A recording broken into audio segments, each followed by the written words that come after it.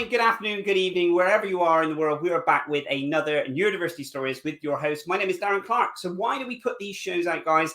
And it's purely for you to spread more awareness around neurodiversity, but also get some amazing people in to also share their stories, but also their knowledge around neurodiversity. So guys, as always, we couldn't do this without you. So please do let us know where you're tuning in from. As said in previous shows before, we get people from all across the globe: Australia, Poland, Argentina, Kenya, America. So please, if you are watching this live, please feel free to drop in your name, who you are, kind of what you do. And it would be fantastic to, to also connect with other people around the neurodiversity sector. So with that said, we also have an amazing guest today. We have my really good friend, Vic Williams, who is doing phenomenal work within this sector. And I'm absolutely thrilled. I know how incredibly busy he is. So when he said, gave the opportunity to come on, I grabbed it with both hands and said, yes, it'd be amazing to grab you. Can I have you for 45 minutes? And he said, yes. That'd be absolutely fine. So you are going to love this guy. I'm sure if you're not connected with Vic at the moment, then what's happened?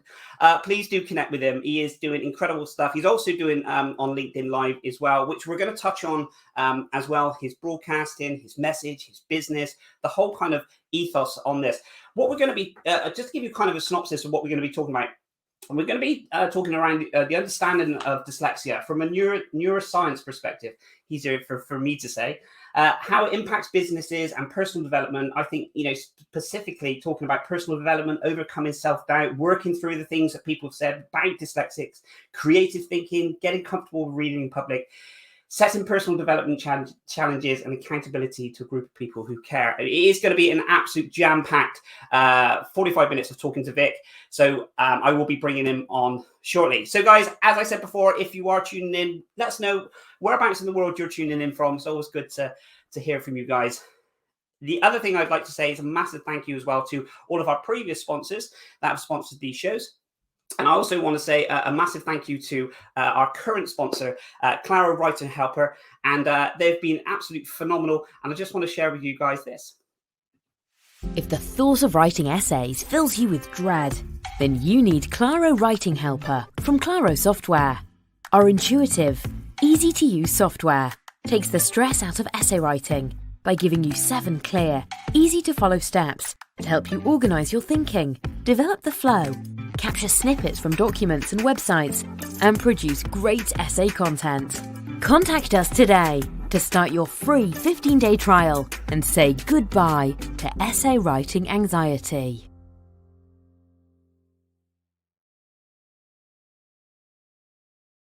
So guys, a massive thank you to Claro Writer Helper. All of their details will be all in the blurb underneath. If you're watching this later on replay or on YouTube or listening to it on the podcast, please do check out the blurb for more information on how you can get hold of that incredible company and their software. Guys, without further ado, this is what you're here for. You're here to hear a conversation with myself and Vic. So I would like to introduce you to my good friend, Vic Williams.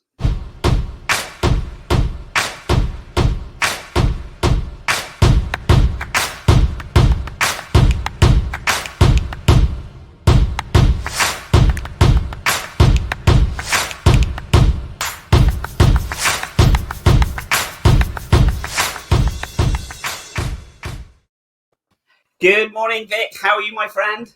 Hey, Darren. Good to see you, buddy. Awesome to be here, man. And just like that, you're on, like this. Like we've never had a problem before. No, technology has always been kind to us. And absolutely. And that's what we'll be saying for the next 44 minutes. But Vic, I am absolutely thrilled. You're a great friend of mine. We connected quite some time ago on LinkedIn. Been an absolute, a massive admirer of the content you're putting out, the work that you're doing. Honestly, every time I see your post pop up, I'm always kind of intrigued and reading or watching the video and stuff. It's always educational, entertaining. But for people that don't know you, it would be great if you could just give a little bit of a kind of a little bit who you are, a little bit background. That'd be amazing, my friend. Yeah, Darren, firstly, thanks very much for inviting me on your show, man. I love your intro. I love all this kind of stuff that's going on, man. It's just like, it's so pro. It's like, wow, I'm on this guy's show. It's like brilliant. So yeah, we met a little while ago, and obviously we've stayed in contact since then. But me, my background is obviously I'm South African, not a New Zealander or an Australian, like I've been accused of recently. Yeah, so I live down in Exeter, and I run my business called the Audacious Training Company. We have a variety of different things that we do, primarily in the area of neuroscience or neurocoaching. Is one of the primary areas we're involved in. And then we talk a lot about leadership management, sales, LinkedIn, those sort of things from a training perspective, but primarily involved in that area of neurocoaching, with a kind of focus on people that are in the neurodiverse community, but I mean, pretty much anyone we'll talk to and share these ideas around neuroscience and that sort of stuff. From a background perspective, I kind of left school probably, I don't know, for the South Africans, if there's any South Africans on here, you'll know I left school in standard 8, which is probably 2 years sooner than I should have. Okay. But it was the first opportunity that legally was allowed, because I grabbed hold of it. I was out of there, man. I wasn't going to stick around longer than I had to, because I literally hated going to school.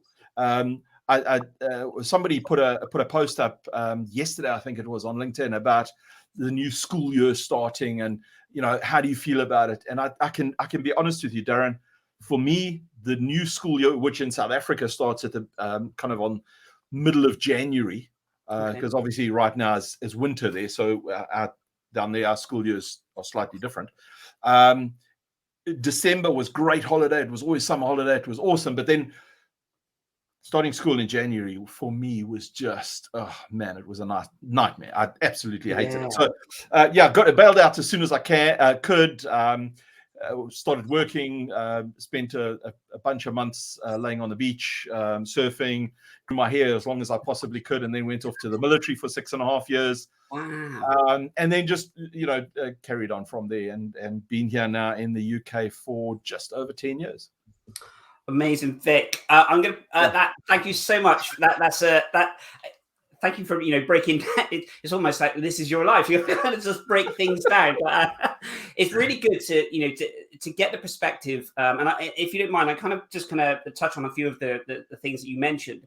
Of course. When we talk about the kind of the school element of it, and that kind of how you kind of hated that going back to school. That kind of January kind of that feeling, that kind of pit in the stomach, because that it's the build up as well, isn't it? That would have been really kind of because there's 24 hours in the day. We know this and the amount of time that you spend in your own mind thinking about the anxiety starts building up, and that kind of, what was the kind of thing, the thought patterns that went through your mind? Because obviously you're a very courageous person, very driven in what you do. What gave you that kind of drive to just continuously battle through it? Yeah, so I was, I had like most people, a kind of challenging upbringing.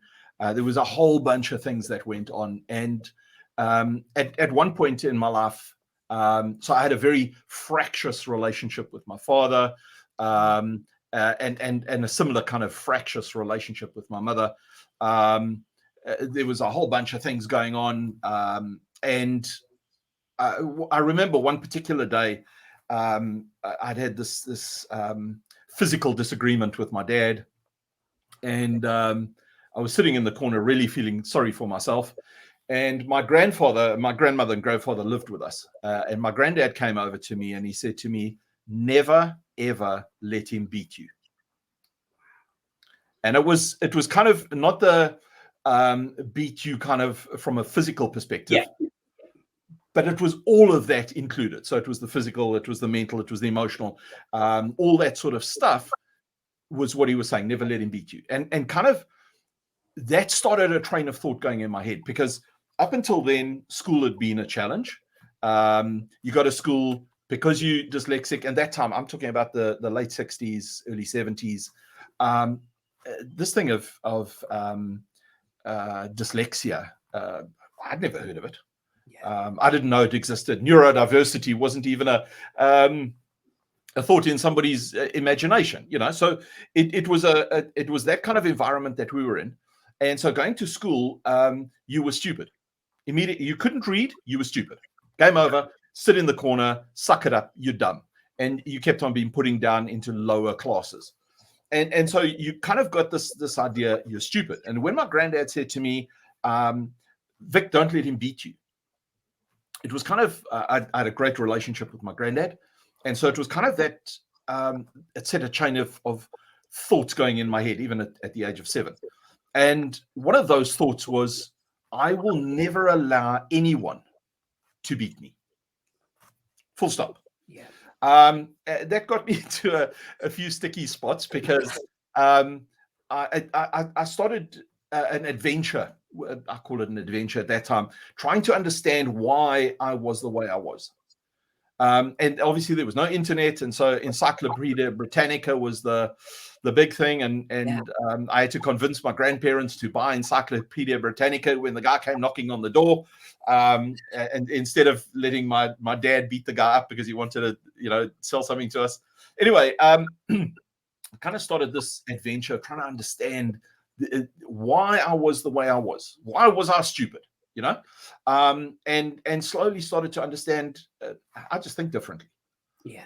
And so then when I just shortly after my 13th birthday, I started my first business. And so starting that and getting it going and seeing things happen gave me that encouragement to say, well, I can do this. You who are being educated, you who can read well, you can't do what I can do. So I can't do what you can do. You can't do what I can do. And so it started to build this thing inside me. I will overcome this thing in whichever way I want.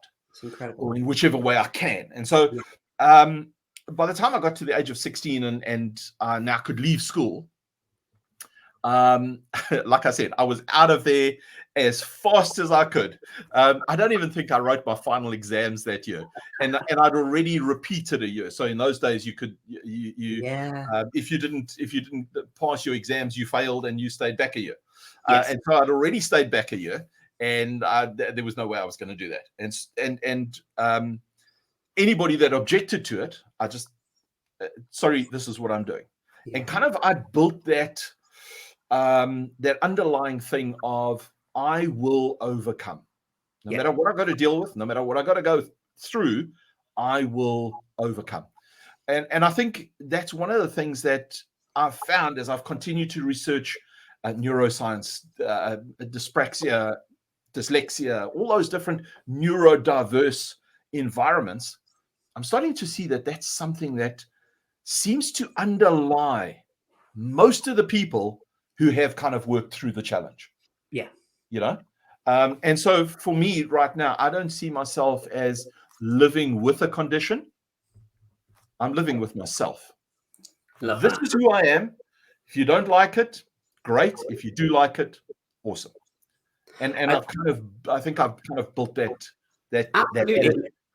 And I guess, because the work that you do within this sector, and I find it as well, and I know we've spoken about this when, I was a guest on your podcast and things, it's amazing that you never really know how many people you're helping with what you're creating, because it's not tried and tested every single time. It's kind of, you put something out and then you'll get, and I'm sure, we spoke about this, the amount of private messages that you would get from people kind of just reaching out, and that's phenomenal. And it's humbling, really, isn't it? When you feel just because you've put but you put a bit of content out, or you give a bit of your story or something, and then it relates to someone and they feel the confidence that they can kind of, bring that out.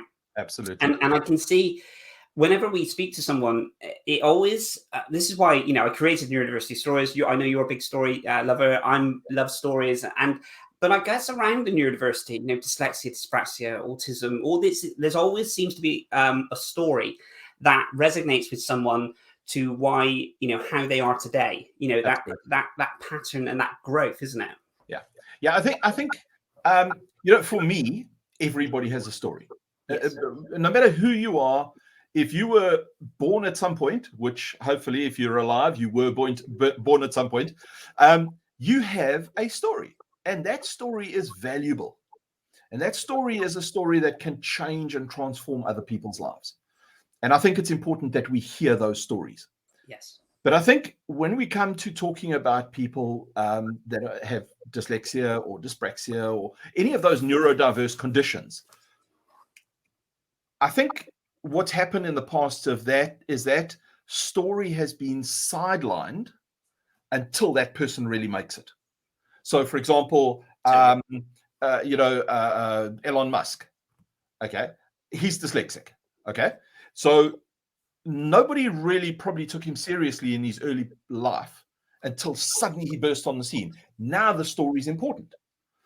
What I think we are seeing now, though, is that there's a change in this thing. As more people are stepping up and saying, this is my story, more people are saying, I want to hear that story. Yeah. And the story is now becoming more and more relevant.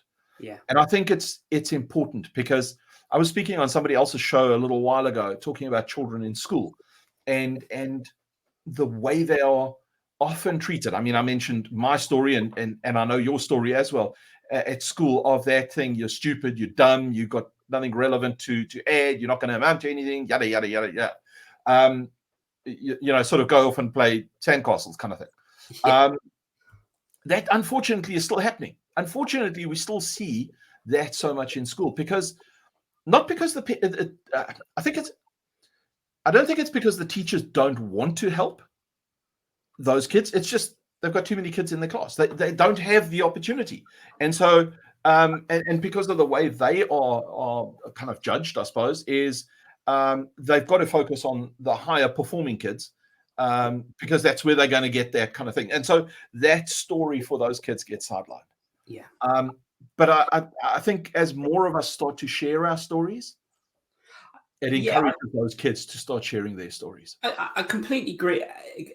Vic, you hit the nail on the head, and wonderfully put. And it is right. It's almost, some people, I guess, need to feel, well, I'll share my dyslexia story. Say, for instance, if we just take dyslexia, when I become successful, or when I feel that I've achieved this, or when I have a certain status that enables, and I think one of the biggest pressures, I think, when we need stories from all different perspectives of the world, okay? And yes, we can have the celebrity side of it, but we also need the everyday person. We also need, there's so many different aspects, and this is why I love listening to everyone's stories, because I used to think, I'm a big fan of, Richard Branson, Elon Musk, these things. I mean, if you're, you run a business or you're intrigued about business, then you're always kind of look at these people as these kind of superheroes of business, I guess. Absolutely. Yeah. But then if you've got I always think, if you've got a student that is struggling in school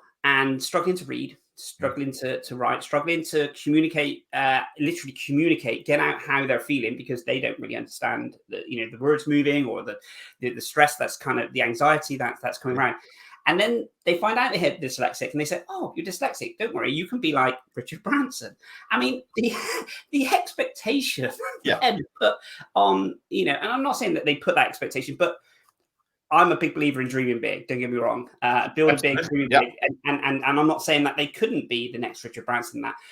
But sometimes I think the gap seems to be too large, too far. To say, okay, you're struggling to read, struggling to do this assignment in class, but you could be the next billionaire and fly to the moon. I think sometimes it gets a little bit muddy, doesn't it? I think it does get muddy, Darren. And to just pick up on that point, if somebody had said that to me, let's say, for example, I'd been diagnosed with dyslexia when I was, say, 13 or 14, and a teacher came to me and said to me, "Hey, Vic, don't worry, you are dyslexic. That's great. You can be the next Richard Branson and fly to the moon." That wouldn't have meant much to me, because I don't want to go to the moon. Yeah. So I don't want to be Richard Branson. I want to be me. I want to know who I am, why I am, and what my purpose here is. And I think that's where telling ordinary people's stories can give those younger kids, those younger people, those younger adults, even the the archaic older blokes like myself, the courage and the encouragement to say, no matter what the issue is, there is a plan for you. There is a reason why you're here. You're not just here to suck up oxygen or to take up space. You're here for a purpose, and I'm going to help you find that purpose. I'm going to draw you in, or you can just look at what I'm doing and you can go, hey, I want something similar. And if we, instead of saying, hey, you can be the next Richard Branson, and believe me, I'm an entrepreneur. I've got no problem with people growing massive businesses and making massive amounts of money. I've got no problem with that at all. But I think if I want to encourage somebody, I would rather say to them, let's understand you. Let's understand what you want, what your passion is, what that thing is that drives you. And go back to myself as a 13-year-old. I had to figure out what it was that I wanted from life. And I can remember clearly the day sitting down and thinking to myself, I don't want to work for somebody for 40 years, 40 hours a week. And then after that 40 years, somebody goes, here's a gold watch. Thank you very much. Hasta la vista. And 6 months later, I'm dead. I want to experience life. I want to live life. I want to do stuff that other people maybe don't do or don't want to do. I want to live my life. And I think that's kind of the message that I'm trying to encourage other people like us to convey. Be you, be the best you can be. It's exciting to have a brain that runs all over the place all the time and picks up different ideas. Man, it's so exciting. The world becomes alive, Yeah. Than this kind of blinkered view that people often have. Do you think we naturally, is it kind of a human instinct, I guess, to naturally try and relate something to something? So we then say, okay, so it's dyslexia. So, you could be Richard Branson. Do you think that's a natural trait that we have as humans? Yeah, I think it is a natural trait to try to encourage people to be that big next superstar. I think it's a natural thing for us to go, so he's this elevated kind of position, he's this guy, he's up on that pedestal. And to say, I think it's a natural thing for us to say, reach to that pedestal. Yeah. I think that's a natural thing. And I don't say it's wrong. I just think we could change the conversation slightly. Yeah. Aim to be the next Richard Branson. But in aiming to do that, be you. Be the best you can be. Absolutely. And concur that massively, Vic. And I think we, we've got onto the topic of Richard Branson purely because of, the dyslexia and, he's a... You brought it up. I did, yeah. Thanks for reminding me that. But we...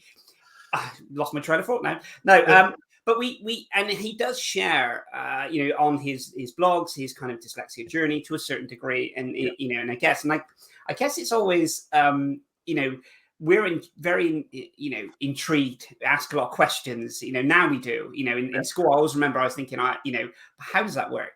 Why am I sat in a car and I can move around, but if I was going at the same speed outside, I'd have flies hitting me and everything else. I was always the kind of the why kid. Yes. And I guess when I got into school and kept putting my hand up and asking. The questions that I probably asked as a child to my parents were, they were very patient and said, and answer some of the questions. But when you get to school and you ask these questions, I can see the confidence for me kind of got knocked out of me, because that element of asking those questions and then they're deemed, it's that phrase when they say no question's a silly question or something else. In school, it felt like most questions that I said was a silly question, because you'd either have your peers kind of laughing or the teacher doing the kind of, and it's a very, it's a very tough environment. Absolutely.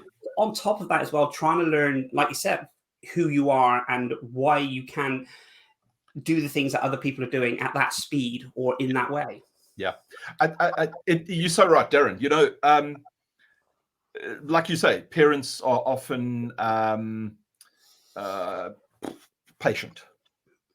I had perhaps a slightly different position. My grandparents were very patient. As I said, they lived with us. They were very patient. They were very communicative. And I think that my granddad was probably dyslexic. But, it's just, I think. I can't prove it. Yeah. But he was really patient. We used to sit and talk a lot. He told a lot of stories. Some of them, I don't know even know if they were real. But he told a lot of stories. It communicated ideas through story. And so I became very inquisitive. And it's from that conversation or those conversations that I built a passion for the Second World War and to understand how it worked and all that sort of stuff. And so I developed that why. But why that? Why that? Why did they do this? Why did they think like that? Why did they think they could win here? Yeah, and again, I, like you, translated that into school. But very quickly, you start to realize, hey, they're laughing at me. I'm asking a question, but they're laughing. And you start to think, no, maybe I am stupid. Yeah. Maybe I should know this stuff.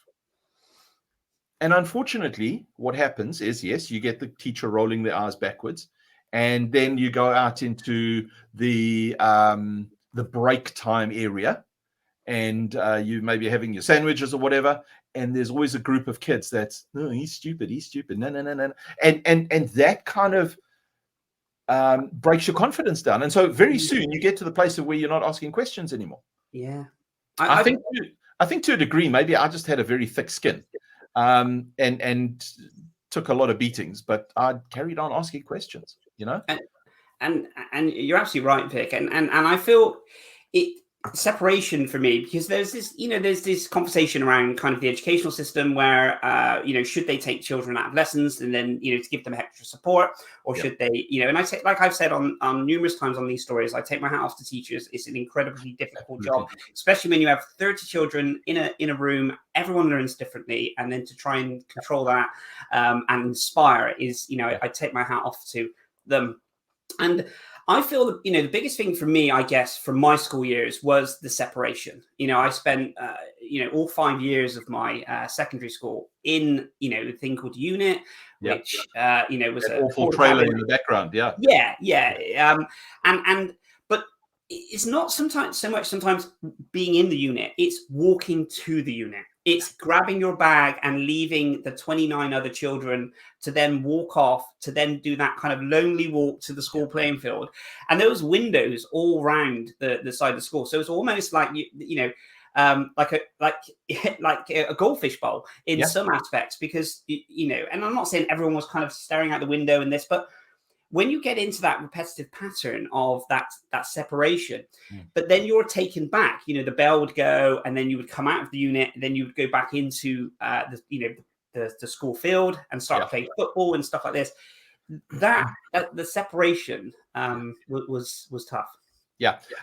So in our school, we didn't have that kind of thing that you had. We had what was known in amongst the students as the stupid class. So the classes were graded A, B, C, and D. And D was the dummies, the dunces, and the stupid class. And so all of those kids that probably were all dyslexic or had dyspraxia or had some kind of neurodiverse condition were just jammed into that class. And we were all called lazy. We were called stupid. I cannot think of how many times on my report card said, if only he would work harder, he would be a better student. How do you work harder than you working already? It's just one of those really dumb things. And I do take your point, and I agree with you. I could never be a teacher. Don't even put me there. It would be a nightmare. So I've got a huge amount of respect for those people that are teachers in schools and colleges and so on. But that separation, that you're in the stupid class, man, that creates a nightmare, because we weren't. So we'd walk into school. We'd all have this thing in the morning called assembly. We'd all get in junior school. We all stood in lines in your class. And then the headmaster would stand at the front and he'd give this whole blurb.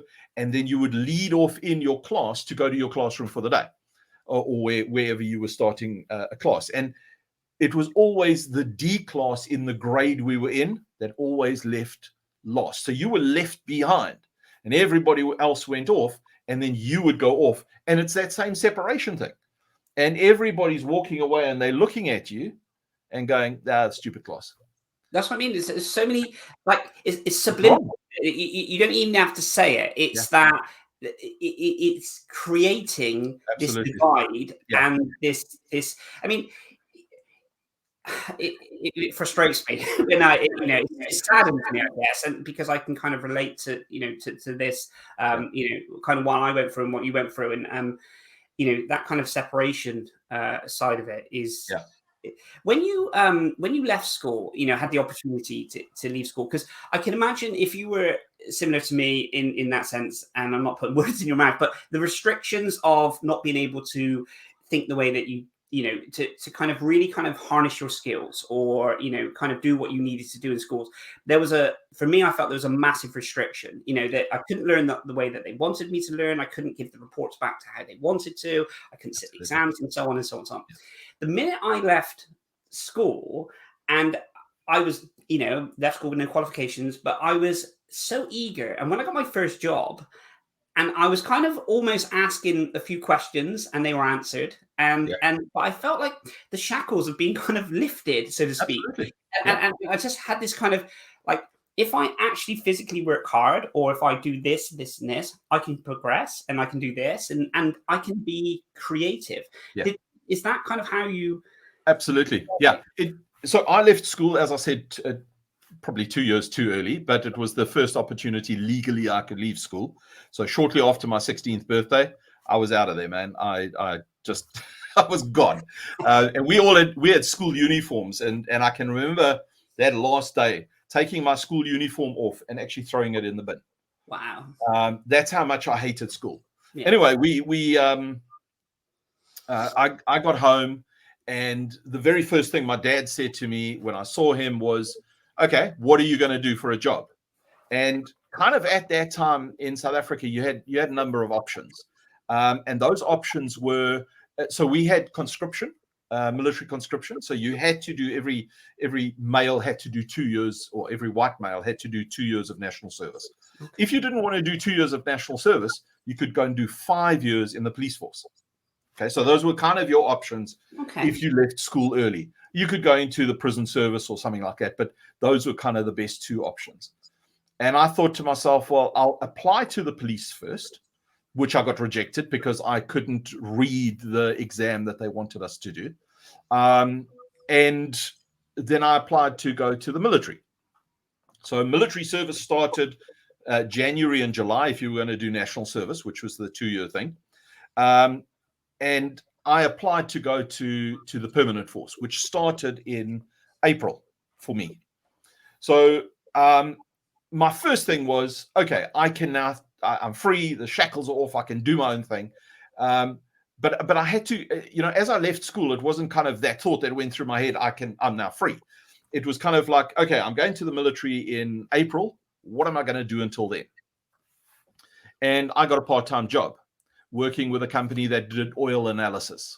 Okay. And my job with the company was just, this is before the days of computers and fax machines. And so my job was to take the telex machine, tear off the ribbon, take that ribbon off to the I don't know, I can't even remember what it was called, but the machine that you would feed it into, and it would actually make sense of what was on that ticker tape. And that was my job.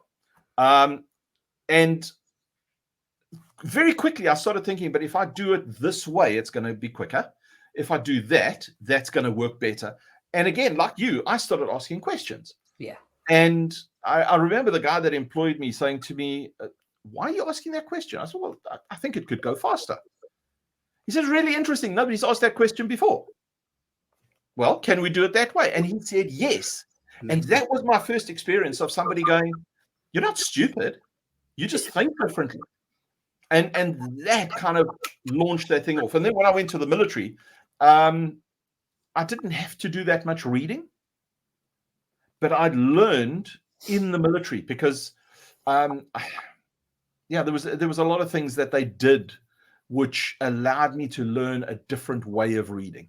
Yeah. Because there was no pressure. You know, when you're at school, you get a thing, you stand up in front of the class, and now you got to read this thing. And as we know, dyslexia is a reading disability. You just got to reprogram your brain to be able to read. And in school, you're under pressure to read, get the words right and understand it. Yes. And you know, get it done, get out, sit down, shut up. Whereas in the military, they didn't expect that. And I think it had to do with, there was a number of different languages that were, so you had English people and Afrikaans people. And so English people didn't tend to read Afrikaans as well as Afrikaans people did, and Afrikaans people didn't read English as well. So we kind of accommodated each other. And in that accommodation, I learned to read slower and to accept that reading slower didn't make me stupid. Yeah. But it allowed me to insert inflection into, and I didn't know what inflection was. I didn't know what language was, but I realized that I could say things in a different way. I could expand a word. I could use those vocal tools that we had, or I had, to read slower and actually help myself to understand what I'm reading. So for me, I think the military was great in that regard. And again, that's something that I would always encourage people to do, is find a way. I mean, I love reading now. I still read very slowly. You give me a book. I mean, I'm reading a book. It's about yay thick. I think I started reading it, and it's kind of a novel type of, you know, I think I started reading it about a year ago, and I'm about 30 pages from the end. So yeah, it takes me a long time to read a book. Snap. But yeah. Yeah. But, you know, just find ways that, for me, let me just say this to you, Darren. Yeah. For me, the worst thing somebody can do is send me an email. I absolutely hate the damn things. Sorry. Yeah. and I hate it because I struggle to read it. And it takes me time to read it through and actually understand what people are saying. Rather just pick up the phone and call me, or I will call you. But again, with that, I've learned, people send emails. I've got to learn to read them. And so I've got a little app on Google Chrome that reads it for me. Yeah. Which is great. So I think, you know, there's all these kind of things that we can learn once we leave school to help us to accommodate ourselves within the environment we're in. And that's I think that's one encouragement I can give to people. You know, somebody said to me the other day, I'm sure dyslexia goes away as you get older. Fact is, it doesn't. It's a different way in which your brain is developed. And so here's the thing that I discovered a little while back. Reading is not a natural habit for human beings. Our brains were never designed to read. Okay. So if you think of this, how long ago did reading start?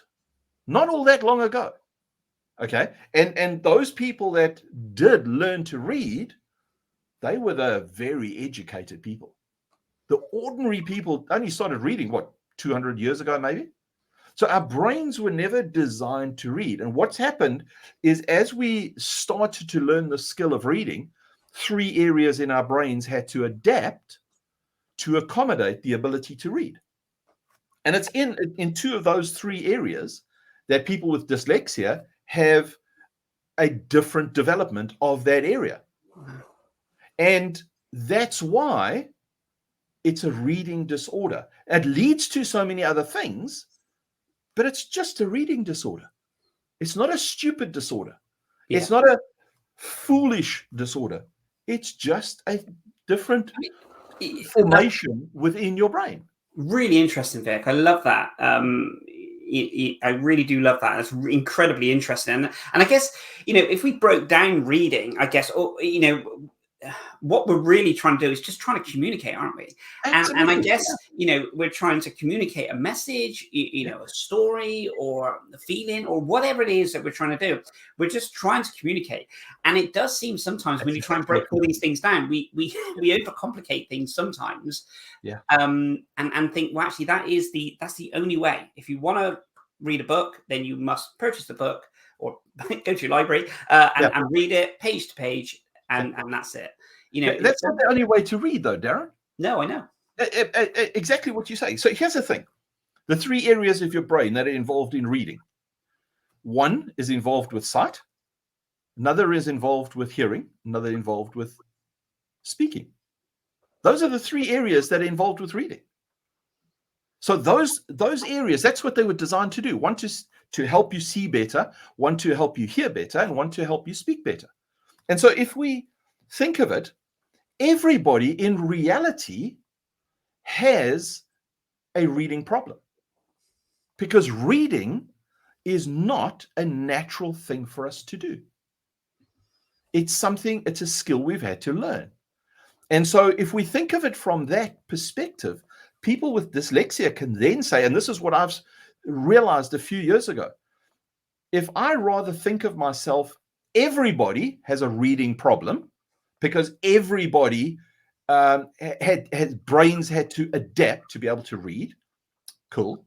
So all I've got to do is learn to adapt in a slightly different way. Wow.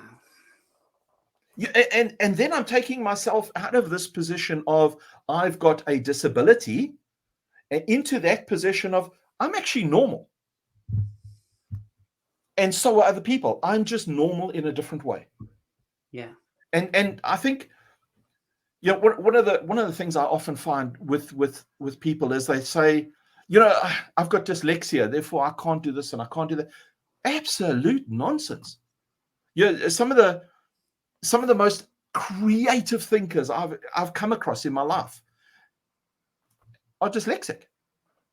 So you can, okay, if I'm normal just in a slightly different way, so how do I use that slightly different way to think about this thing differently? Yeah. Which kind of goes back to the point you were making earlier about leaving school and suddenly you weren't restricted anymore in the way you thought and the way you did things. Kind of goes back to that. Here I am normal in a slightly different way, which means that when I look at something, I'm not constrained by the box everybody else who thinks they are normal are constrained by. I can take that off and I can go, what about looking at it from there? Or what about this? Or how does that? And by doing that, creative thinking happens. Yeah. And that will build. I mean, I'd rattle off at the mouth with anybody. I'd love to talk about this stuff, but it's just thinking differently about even dyslexia. So I'm doing a huge amount of research, and don't get me wrong, I am not a neuroscientist by any stretch of the imagination. I'm not even a scientist. I've done some courses on neuroscience, and I'm doing some more, and I'm really into the whole idea of neuromarketing and neurosales and all those sort of things. But I want to understand and communicate this idea that, hey, you might have dyslexia, but you are normal. You can do normal things, just slightly differently. Yeah. And the whole world opens up. It's amazing. That element, Vic, when you say it almost leads to something else, doesn't it? I'm dyslexic, I can't. I'm, neurodiverse, I can. I have dyspraxia, I'm, dyscalculia, and it almost aims with a can afterwards. Absolutely. And I guess that's the way that we're conditioned, I guess, in that we need to either apologize that we can't do something, or it's a fear that we may be judged or this. Have you found that, Vic? Absolutely, Darren. And that whole thing of I'm being judged, therefore I've got to apologize. And we start with that sentence, I am dyslexic, or I am. And the implication is I am, so I'm making an excuse, therefore I can't. I'm excusing who I am in front of you who appears to be normal. And I'm saying to people, don't find an excuse. Don't make an excuse for who you are. You're a human being. You've got as much value, as much intelligence, as much everything that everybody else does. Let the world see that. So instead of saying I'm dyslexic, change your way of thinking and going, I'm normal, just think differently. Wow. Now I'm not finding an excuse for why I can't. Now I'm finding an excuse for why I can. Yeah. And that's the thing that we've got to change in business.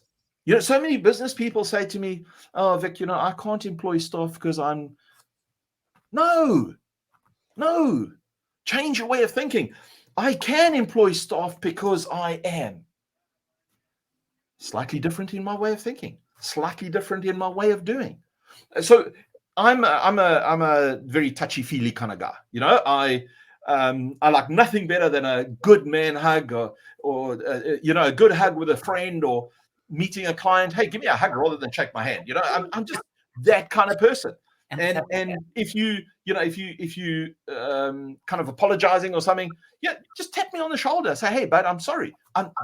That's me. And that's what I do with other people. It's because I think differently. And that's okay. Rather than putting people in a box, oh, I can't do this, can't do that, can't do the next. Just, you know, accept people. We're human. We got value. And I think by starting with the sentence, I am there, and then leading on to therefore I can't, hey, we need to kill that conversation, man.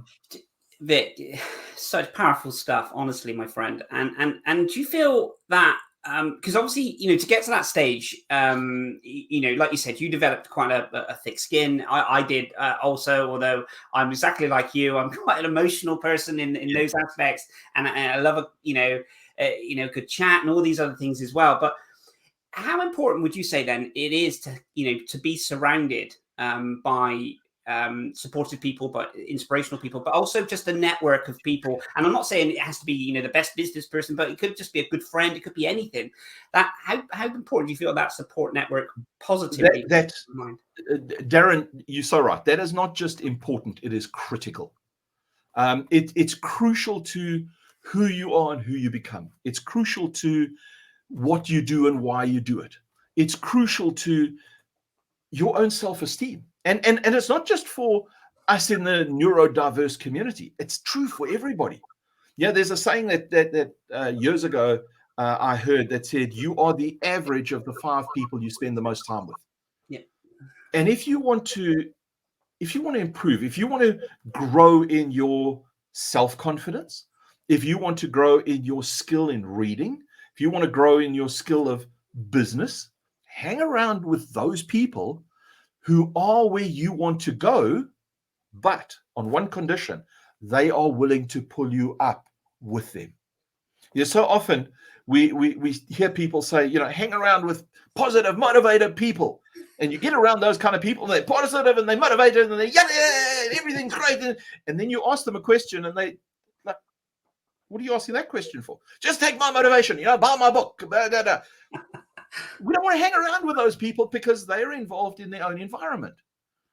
Rather hang around, like you said, hang around those friends. Find those friends who care about you, who want to see you be the best you can be, who don't care about you wear glasses, or you might stutter, or you might not hear very well, or you're old, or you're young. They don't care about that. They want to be around you because of you. Yeah. And they want to help you up that road with them. You hang around with those people, man alive, life changes. You know, I think there's a bloke on here that's on the call today, Ashley. Ashley Lee. I think Ashley's still on here. Hey, Ashley, if you are there, great to see you, my friend. He put a lovely comment up for you. He said, loving how you articulate these simple things. Great work, Vic. Let me tell you, if you want to hang around a bloke that is always up for helping you up, hey, hang around with Ashley. You know, I know Ashley well. We've been around the block a few times, and Ashley is one of those good people that you want to hang around. Now, Ashley's not a superstar. He's not a billionaire. He's not, you know, he's just an ordinary bloke who has a care and a compassion for other people. Those are the people you want to hang around with. Find those people. Yeah, hang around with, but then you be one of those people too. Spot on. So as they pulling you up, you pull them up. Don't pull them back down to you. Push them up. You know, just you be that, you'll find that. I always remember this. I can't remember when I heard it. It was years and years ago. Someone said to me back the kind of, I think it was when I was at the seaside. It must have been my uncle or my dad. I can't remember specifically. And we were doing kind of crabbing. And, we kind of, pick the crab, you see the crab, and then you put it back in gently. Okay. Yeah. Now, with regards to the crab, I always remember seeing this crab trying to crawl out of the bucket. And as it literally just went to go over the side, the other ones grabbed it and pulled it back down. Okay. And they said, and later on in life, I kind of seen so many analogies about, as you're kind of watch those, I can't remember the actual terminology, but it's kind of the ethos is, people seeing your success and then pulling you back down. And success could be, deemed in so many different aspects. Yeah. I always remember that kind of growing up, this kind of analogy of surrounding yourself by those people that's not just going to keep pulling you. Yeah. And that's a major problem. And it's true in every country. It's not just here in the UK or in America or South Africa or whatever. Every country has that problem where people, and it kind of works like this, in my view, and this is my humble opinion. It kind of works like this. People look at you and they see you grow. They see you growing, kind of you climbing that ladder. And they want to do it themselves, but they don't want to do what it takes to climb that ladder. And so they think if they pull you back down, and subconsciously, this isn't a kind of a conscious thing, but it's subconscious. If they pull you down, then you're at their level, then you don't make them feel guilty. Yeah. And it's kind of the same is true with us in business, with us in life. There are those people who will push you up because they know you're going to pull them up. And there are those people who pull you down so that they can use you as a stepping ladder to climb themselves. Spot on. Or they want to pull you back down to their level so that they don't feel guilty about themselves where they're at. And to go back to my earlier point, get around those people who are willing to push you up or pull you up so that you grow as they grow. Those are the blokes you want to hang around with, mate. People just like you, Darren. People just like you, my friend. Because listen, I've watched these lives that you do, and I've watched the stuff that you put out. And there was that year that you did all those videos every day. And sometimes I wanted to slap you in the face because you were so encouraging and motivating. But doing that kind of stuff, you're picking people up, you're pulling them up, you're making them excited about life. I honestly, you get good days, you get bad days, but I honestly see life as a gift, and learning and enjoying and meeting and in all these different aspects, and like I said, we're here to enjoy and experience. So yeah. Vic, I said this will go really quick, and I could talk to you, my friend, for absolute hours afterwards. But coming to kind of our allotted time, if you could just tell people how, first of all, massive thank you for taking time. Thank you, mate. If you could just tell people, I'll put all the links of anything that you would like people to connect with you. But how do people get hold of you if they want to connect? Firstly, Darren, thanks very much for inviting me, mate. It's really been great chatting with you. And I know that the next cup of coffee that you and I have together will be the first one, but it's going to be a long, long, long day. It certainly is. I can't wait. But yeah, if anybody wants to get hold of me, it's quite easy. I'm all over LinkedIn like a cheap suit. My LinkedIn profile, just type in Vic Williams and I pretty much come up at the top. That's the easiest way to get hold of me. Send me a direct message. I'll have a conversation with anybody. You can go to my websites. They're all busy being revamped at the moment, but vicwilliams.net is probably the main website that I'd encourage people to go and have a look at. And we can go from there. Yeah, have a conversation. Happy to do that. Awesome. Well, I'll put any links that you want me to do. Guys, if you're all listening, please do connect with Vic. Incredible chap, doing incredible things. Please do connect with him and see the amazing work that he's doing going forward. Vic, it's been an absolute pleasure having you on this show. I will catch up with you soon, my friend. Have an amazing rest of the Friday and an amazing weekend. And I'll see you soon, my friend. Take care. And you, buddy. Take care. Thanks, everybody. Bye-bye.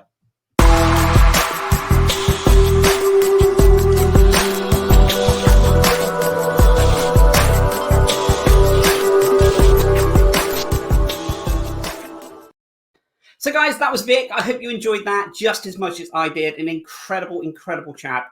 a very good friend of mine. Please do connect with him. Like I said, all the details of how to connect and see the wonderful things that he's doing will be all in the blurb, the blog, the details, whatever it is, the terminology you use. Guys, again, we can't thank you enough for your support. If you are watching this on replay, please feel free to drop us a line and let us know that you watched this. And again, a massive thank you to everyone that's watched this on live. Huge thank you to Clara Writer Helper as our sponsors. We'll be back next Friday with another Neurodiversity Stories. Take care, peeps, and I'll see you soon. Cheers. Bye-bye.